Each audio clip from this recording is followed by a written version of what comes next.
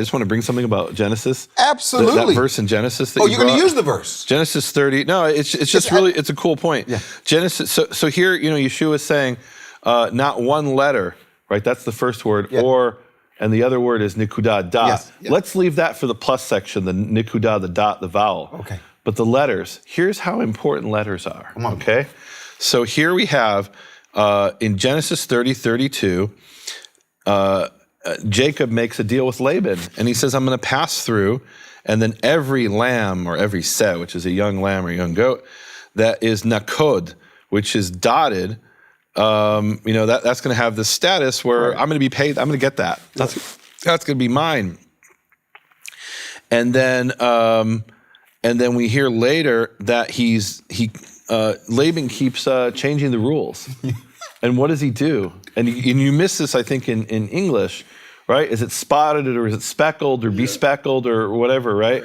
Or brindled or whatever these terms are. He's using these cute terms, but in Hebrew, it's a difference between nun kuf daled, nakod, and ayin kuf daled, akod. And akod and nakod, they sound very similar. So imagine you're Laban and you said, or you're Jacob, and you said, okay, here's our deal. You get all the animals that don't have any spots on them, right? Because the wool is worth more if it doesn't have these, if it's uniform in color.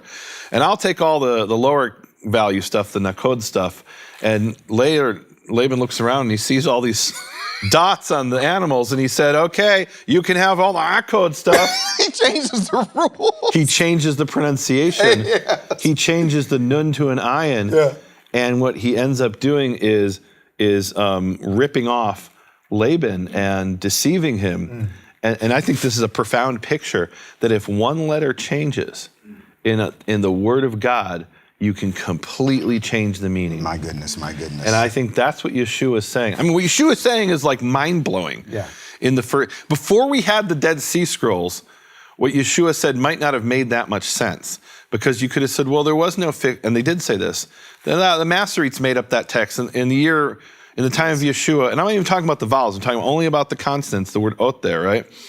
And even if you take it in Greek, it's one jot or one tittle, right? Mm-hmm. It could be understood there as it's one iota, one yud, and one koraya is the word, which is a diacritical mark. We'll talk about that when we get to the vowels. But one yud, right? The smallest little stroke. It's a single stroke of a small stroke of the pen, right? And there were definitely yuds in the time of Yeshua, and some people understand that as the little serifs that you had on the letters, right? We'll bring a source that talks about that. Even on that level, even from the Greek, what Yeshua said was hard to understand before we had the Dead Sea Scrolls. Now that we know about the Proto-Masoretic manuscripts, and we can see texts from the time that predate Yeshua by 200 years, or his birth at least, we can see that, they were correcting texts according to some master version. Yes. And where did that master version sit? We have the sources that talk about this. There was a guild of scribes called the Temple Courtyard Proofreaders.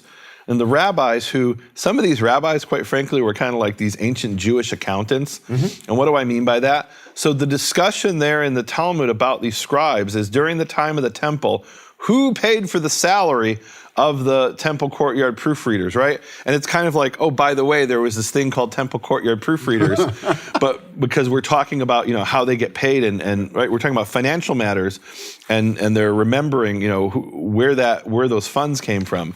But from that, we learned there was this guild of scribes where you would bring them your scroll of Isaiah that you wrote, and they would go through and they would check every letter and say, uh-oh, you're missing a vav here. You've got an extra vav there. You're missing a letter here. And they would try the best they could to match your text to this master text that existed in the temple. Nehemia. So when Yeshua says one letter will not be canceled from the Torah, he had this reality he was living in, that there were people checking every single letter and matching it to what was in the temple. Yes. And so he comes along and says one letter and one nikudah, one dot will not be canceled, and for all will be sustained.